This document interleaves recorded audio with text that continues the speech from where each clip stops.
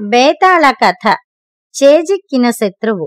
పట్టువిడవని విక్రమార్కుడు చెట్టు వద్దకు తిరిగి వెళ్లి శవాన్ని దించి భుజాన వేసుకుని ఇంకొకసారి శ్మశానం కేసి మౌనంగా నడవసాగాడు. అప్పుడు శవంలోని బేతాళుడు, రాజా, ఈ ప్రపంచంలో నీలాటి సన్మార్గులు వ్యర్థ శ్రమకు గురి అవుతారు. రాజభూషణుడి వలె మహాద్రోహం చేసిన వారు కూడా శిక్ష పొందక తప్పించుకుంటారు. నీకు శ్రమ తెలియకుండా ఉండగలందులకు అతని కథ చెబుతాను విను అంటూ ఈ విధంగా చెప్పసాగాడు. పూర్వం మణిప్రస్థ నగరంలో రాజభూషణుడనే వైద్యుడుండేవాడు. అతను భరతఖండం అన్ని మూలలు తిరిగి వివిధ దేశాలలో ఉండే ఘన వైద్యుల వద్ద ఎన్నో వైద్య రహస్యాలు తెలుసుకుని మణిప్రస్థ నగరపు రాజు వద్ద రాజవైద్యుడిగా కొలువు కుదిరాడు.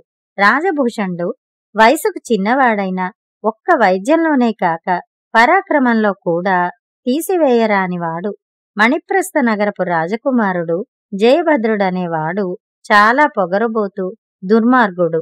అతను తన ఏడువారిని కొందరిని జీతాలిచ్చి తన వద్ద ఉంచుకుని వారిని వెంట వేసుకుని తిరుగుతూ అచ్చుపోసిన ఆబోతులాగా అదుపు ఆజ్ఞ లేకుండా అందరినీ అవమానిస్తూ హింసిస్తూ ఇతరుల బాధలు చూసి ఆనందిస్తూ ఉండేవాడు.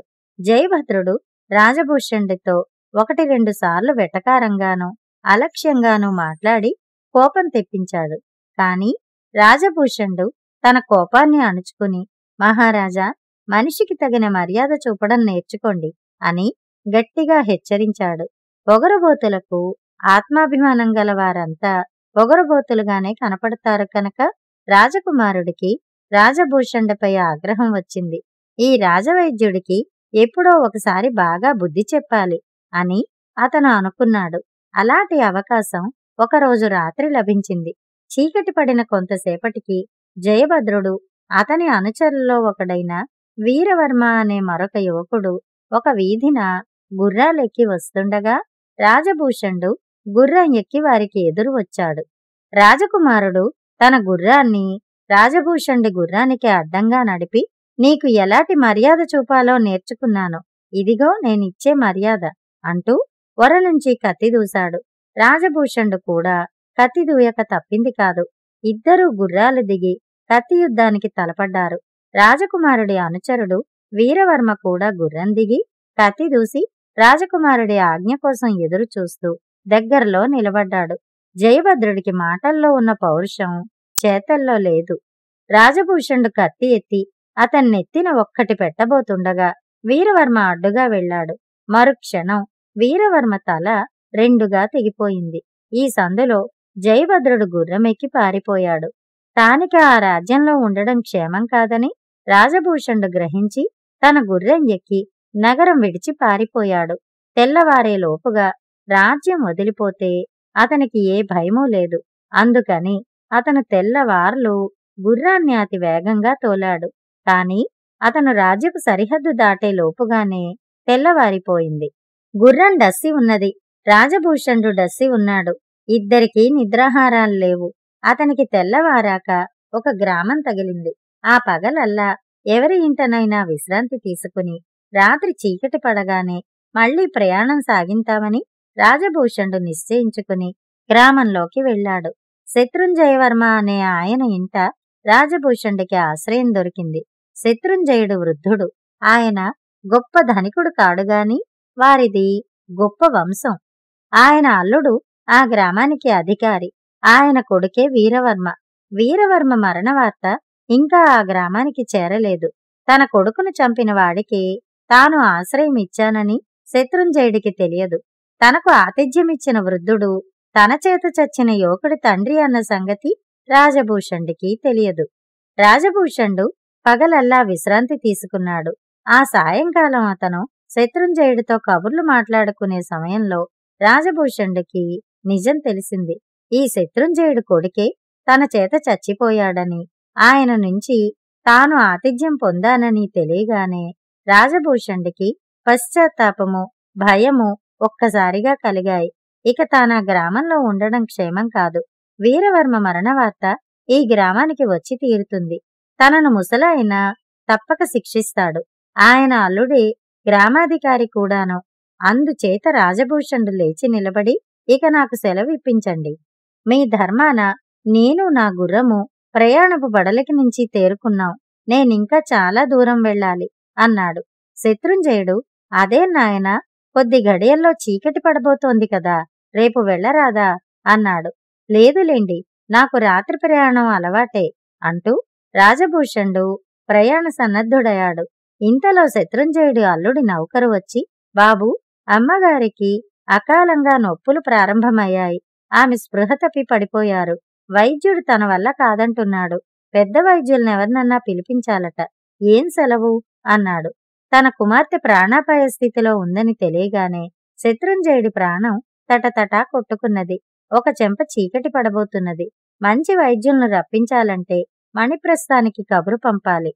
ఆయన పడుతున్న ఆందోళన చూసి రాజభూషణుడు తన ప్రయాణోద్దేశం మార్చుకుని, తమకు అభ్యంతరం లేకపోతే రోగిని నేను చూస్తాను.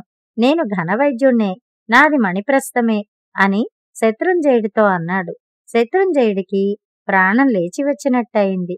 ఆయన రాజభూషణుణ్ణి వెంటబెట్టుకుని తన కుమార్తె ఇంటికి వెళ్ళాడు. రాజభూషణుడు రోగిని చూసి నాడి పరీక్షించి, నేను రావటం చాలా మంచిదయింది. ఈమె చాలా ప్రమాద స్థితిలో ఉంది. అయితే ఆమె ప్రాణాన్ని నేను కాపాడగలను. బహుశా తెల్లవారేలోగా ప్రసవం కూడా అయిపోతుంది. 2 ప్రాణాలు దక్కేలాగు చూస్తాను. మీరేమీ అధైర్యపడకండి అన్నాడు. అర్ధరాత్రి దాటినాక మణిప్రస్థం నుంచి గ్రామాధికారికి రాజుగారి నుంచి తాకీదు వచ్చింది. గడిచిన రాత్రి రాజవైద్యుడైన రాజభూషణుడనేవాడు రాజకుమారుడైన జయభద్రుడిపైన, అతని వెంట ఉన్న వీరవర్మపైన అకారణంగా కత్తిదూసి వీరవర్మను చంపి పరారీ అయిపోయాడు. ఆ రాజద్రోహి మీ పరిసర గ్రామాలకేసి వచ్చే పక్షంలో పట్టుకుని విచారించి మరణదండన విధించేది అని రాజాజ్ఞ. తన కొడుకు మరణవార్త వినగానే మొదట శత్రుంజయుడు కుప్పున కూలిపోయాడు.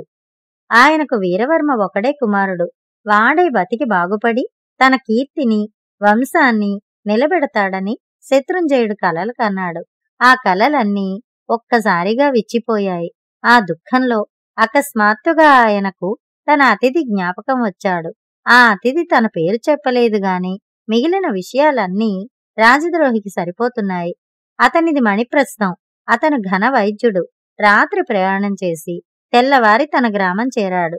అతనే రాజభూషణుడని, తన ఏకైక పుత్రుణ్ణి హత్య చేసినవాడని శత్రుంజయుడికి స్పష్టమైంది. తన కడుపులో చిచ్చుపెట్టిన ఈ దుర్మార్గుణ్ణి తన చేతులతోనే చంపి పగ తీర్చుకోవాలనిపించింది వృద్ధుడికి. ఆయన ఎవరితోనూ ఒక్క మాట కూడా అనక ఇంటి లోపలికి పరిగెత్తాడు. ఒకచోట ఆయనకు ఒక గండ్రగొడ్డలి దొరికింది.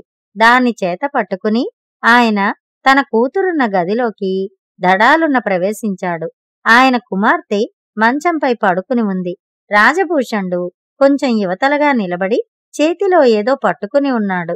రాజభూషణ అని శత్రుంజయుడు గట్టిగా అరిచాడు. రాజభూషణుడు వెనక్కు తిరిగి చూశాడు. శత్రుంజయుడికి అనుమానం ఏదన్నా మిగిలి ఉంటే ఆ కాస్త తీరిపోయింది. కాని ఆ క్షణంలోనే ఆయనకు రాజభూషణుడి చేతిలో ఉన్న పసికందు కనిపించాడు. అయ్యా, నా పని సక్రమంగా నెరవేరింది. మీ కుమార్తెకు గాని ఈ బిడ్డకు గాని ఇక ఏ అపాయమూ లేదు అన్నాడు రాజభూషణుడు. శత్రుంజయుడి చేతినుంచి గండ్రగొడ్డలి జారి కింద పడిపోయింది. బాబూ, నీకీ ఇంట చాలా పెద్ద అపాయం రానున్నది. నువ్వు వెంటనే బయలుదేరి నీ దారిన వెళ్ళిపో అన్నాడు శత్రుంజయుడు గద్గద కంఠంతో.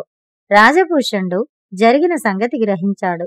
అతడు అప్పుడే బయలుదేరి తిరిగి తెల్లవారే లోపుగా ఆ రాజ్యం దాటిపోయి మరొక రాజ్యం చేరి అక్కడ నివాసం ఏర్పరుచుకున్నాడు. బేతాళుడి కథ చెప్పి, రాజా, నాకొక సందేహం. రాజభూషణుడు తాను శత్రువుల ఇంట ఆతిథ్యం పొందానని తెలిసినాక కూడా శత్రుంజయుడు కుమార్తెకు వైద్యం చేస్తూ ఎందుకు నిలిచిపోయాడు? తన ప్రాణాన్ని కాపాడుకునేటందుకు మణిప్రస్థం నుంచి పారిపోయి వచ్చినవాడు శత్రుంజయుడి నుంచి పారిపోకపోవడంలో అర్థమేమిటి? అది అలా ఉంచి శత్రుంజయుడు గండ్రగొడ్డలితో తన చేజిక్కిన శత్రువు తల పగలగొట్టడానికి బదులు అతణ్ణి హెచ్చరించి పంపడానికి కారణమేమిటి? దీనికి సమాధానం తెలిసి కూడా చెప్పకపోయావో నీ తల పగిలిపోతుంది అన్నాడు. రాజభూషణుడికి ప్రాణం మీద ఆశ ఉన్నప్పటికీ ఆ ప్రాణాన్ని కాపాడుకునేటందుకు తన వైద్య ధర్మాన్ని విడిచిపెట్టేవాడు కాడు. శత్రుంజయుడి కుమార్తె ప్రాణాన్ని కాపాడడంలో అతను అతిథి ధర్మాన్ని కూడా పాటించాడు. ఇక శత్రుంజయుడు తన కుమారుణ్ణి రాజభూషణుడి మూలాన పోగొట్టుకున్నప్పటికీ అతని మూలంగానే తన కూతురు ప్రాణాన్ని కాపాడుకున్నాడు. మనవణ్ణి కూడా కళ్ళజూశాడు. 2 ప్రాణాలను కాపాడగలందులకు రాజభూషణుడు తన ప్రాణాన్ని ఒడ్డాడని, పారిపోయే అవకాశాన్ని కూడా విడిచిపుచ్చాడని గ్రహించి శత్రుంజయుడు అతన్ని చంపలేకపోయాడు అని విక్రమార్కుడు జవాబు చెప్పాడు. రాజుకు ఈ విధంగా మౌనభంగం కలగ్గానే బేతాళుడు శవంతో సహా మాయమై తిరిగి చెట్టెక్కాడు. కథ కంచికి, మనం ఇంటికి.